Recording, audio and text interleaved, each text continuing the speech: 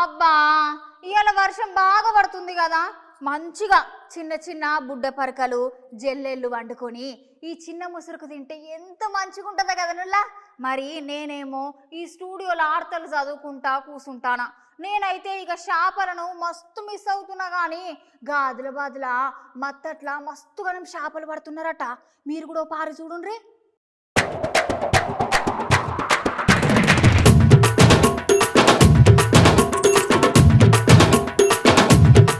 మొన్నటి సంది వానలు అయితే గిర్రున రియ్యం అనుకుంటే దంచుడే దంచుతున్నాయి. అనులా గిట్ల వానలు మొత్తం రికం లేకుండా పడేసరికి ఊర్లో ఉన్న చెరువులు వాగులు కుంటలు మత్తాలు ఓసుకుంటా పరవలో దొక్కుతున్నాయి పోర్రి.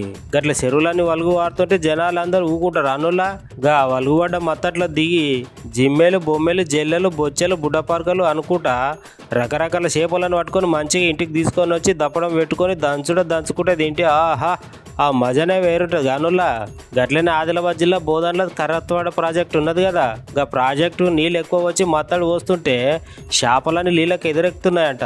ఇక అక్కడ ఉన్న ఊర్లో జనం అందరూ వచ్చి ఆ చేపలను మస్తుగా పడుతున్నారులా.